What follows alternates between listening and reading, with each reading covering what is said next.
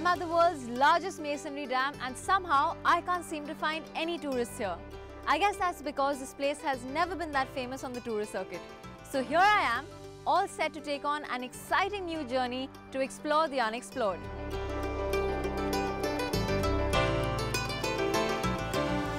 Welcome to Telangana. Catch me as I travel across India's 29th and newest state only on Follow the Star.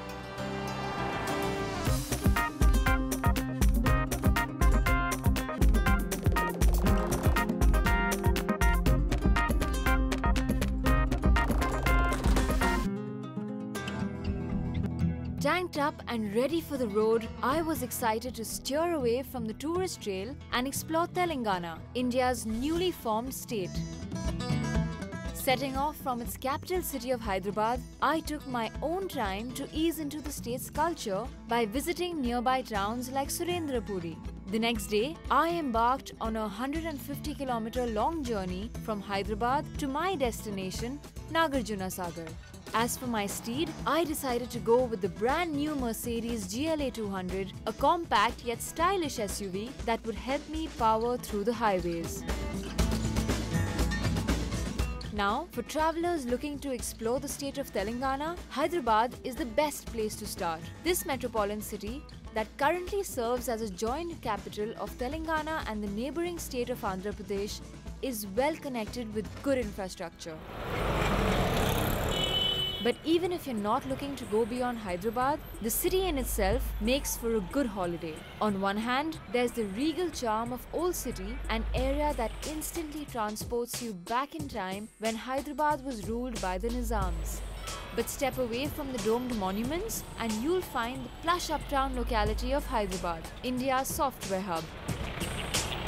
It is this stark contrast that paves the way for several activities from sightseeing to cuisine and shopping. As for me, I was looking to explore the city with some good company. And who better than the country's biggest tennis star and a Hyderabadi herself, Sania Mirza.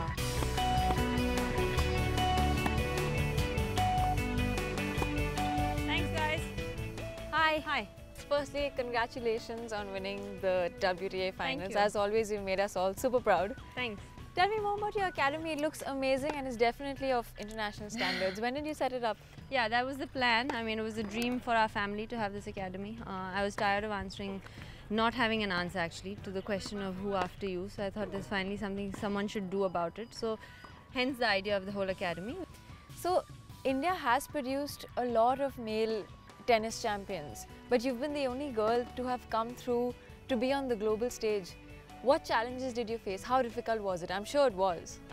Yeah, I mean, initially it was, it's more about I think we don't come from a culture where girls are supposed to pick up a tennis racket and run around. Or play any sport. And play any sport for that matter. So when I started when I was 6, which was 21 years ago, it was a very long time ago, a girl from Hyderabad to play tennis and dream of playing Wimbledon was unheard of, obviously, at that point. And we used to play on courts made out of, believe it or not, cow dung, because there was no other surface that was there. Yeah. That's something none of us knew. So, so it was, I think today's kids are so much more luckier to have these kind of facilities. Also just the whole, I think, culture of, acha, she'll kali ho jayegi. I think we Shaadi nahi hoga.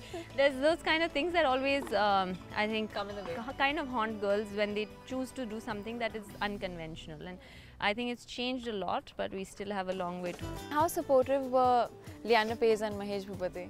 I mean, Mahesh is someone who's been my, almost a mentor slash very good friend of mine for a very long time, and his father did help me out initially when I was, as he was a coach. He is a coach, and when I was about 13 I used to train with him for about a year or so, and after that Mahesh's company used to manage me. So even though those relationships got over on those fronts, I mean, we've remained extremely close friends, and he's probably one of my closest friends now. And which was very fortunate for me, because I used to look up to them obviously when I was growing up. Yeah, of course. They were the biggest stars at that point when time. I was a young kid. I still have a picture actually of when I was about 7 and he had come to an academy. Yeah, Mahesh had come to an academy, and so yeah, it's funny, and I had gotten his autograph actually. So we are going to talk more about tennis, but you have been brought up in Hyderabad, right? What is your favorite place here and where are you going to take me today? I have a few favorite places here. I mean, Hyderabad's all about culture and princes and princesses and shahzadas and, you know, so Royalty. yeah, it's all about royalty. So I think a palace would be a very apt place to go for us today. Lovely. So I mean, it's I think one of the most beautiful places that you can see in Hyderabad. So come, let's go then. A city to explore, Sania Mirza for company, and a palace to the equation. That sounded like just the perfect beginning to my Telangana experience. So Sania and I quickly belted up and hit the road. Your whole career, all you've done is travel, and you have to keep traveling because you're playing all over the world. It's like living out of a suitcase, literally. How bad does it get? Because it can get lonely as well, right? No, it's tough. It's tough because I think I always have said there'll be, you know, 3 reasons I'll probably stop playing tennis. One is if I get injured. Second is if I hope that doesn't happen. Yeah, of course. Second is if I don't enjoy competing anymore, and I don't think that'll ever happen because I'm a very competitive person. But I think that probably the most likely will be if I stop. I cannot pack my bag one more time. I think, you know, and just get on that plane, because for me, like, I mean, I've traveled for the last 15 years of my life, about 30 weeks a year. Wow. So I should not complain anymore. No, you shouldn't complain. No, so it's been a lot of travel, but I enjoy it, and as far as I keep enjoying it, I think I'll keep doing it. But you're also married to a sports person, and he has his commitments and you have your commitments, and y'all are both traveling. So do y'all even get time to spend with each other?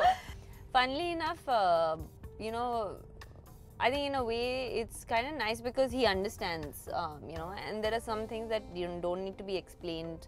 You know, oh, why aren't we meeting for 3 weeks or 4 weeks? For us, it's very normal not to meet that for that long, because this is something that we knew before we got married. Was that And y'all have been doing the same thing before. Of course. So it's not that both of us expected, or either of us expected that, oh, it's some, you know, life's just gonna turn around and everyone's gonna stop what they're doing. I mean, we knew that already. So so we went into it prepared, and I think yeah, so we actually meet on the road a lot, because no, honestly, because what happens is, like, when I'm off, he's most of the time not, and when he's off, I'm not. So we actually, he comes to my tournament or I go where he's playing a lot of the time. But that's fun also, right? Oh, of course, it's a lot of fun. I mean, cheering each other on. Yeah, and also just exploring different places with someone is different to exploring it alone, I think. As we reached the majestic entrance to the palace, I was in for quite a royal welcome. Sania and I hopped into a regal carriage and wheeled into the palace in full grandeur. It was, after all, the former residence of the 6th Nizam of Hyderabad. The Taj Falaknuma Palace was designed by a British architect back in 1894. It took 10 years and 4 million rupees, but what he created by the end of it was this palatial marvel. Whether it's the handmade tapestries, royal portraits, or a 101-seater dining table known to be the world's largest, this palace is a wonder. Perched on top of Hyderabad, the Taj Falaknuma Palace is also called Mirror of the Sky, and rightly so, with the stunning views it offers. Okay, so I'm not even going to bother asking you why you come here, because it's beautiful. But how often do you come here? I try and come here. I mean, it's a good, whenever I'm back in Hyderabad after a long, you know, tournament, couple of months, just try and come here for a nice chilled out day. But 2014, it's been a great year for you. Touch wood, I hope every year is as good. But has it been your best year so far? It's definitely up there. I mean, I've had a, you know, by God's grace, had a very long career. You know, 10 years is a very long time for an athlete, especially because we go through so much physically and emotionally that most people don't survive even, you know, one injury, you know, and I've been fortunate enough to survive 3 surgeries and come back and still be here and playing at the top. So, but it's been definitely one of my best years, yeah. You know, especially the latter part of the year was, you know, really good, obviously. And, you know, you set certain goals for yourself as an athlete at the beginning of every year, you know. So it was, I think very rarely it happens that you achieve all the goals that you set for yourself. But yeah, I was fortunate enough to do it this year. So Telangana, you're the brand ambassador. How does it feel? I was extremely, extremely honored, but also it was a big responsibility. You know, whatever I can do to help the state become a better state, and I mean, obviously sport is where my expertise, so if I can help it become a better sporting state, I would, you know, love to and would do whatever I can. Despite having travelled the world, it was inspiring to see how deeply rooted Sania was in her home state of Telangana. My exploration of the old world charm of Hyderabad might have wound to a close, but as I looked over the bright skyline of the city, I could see there was a lot more waiting to be discovered. Coming up on Follow the Star, after a magical start to my journey in Hyderabad, I decided to explore the outskirts of the city and happened upon yet another hidden marvel.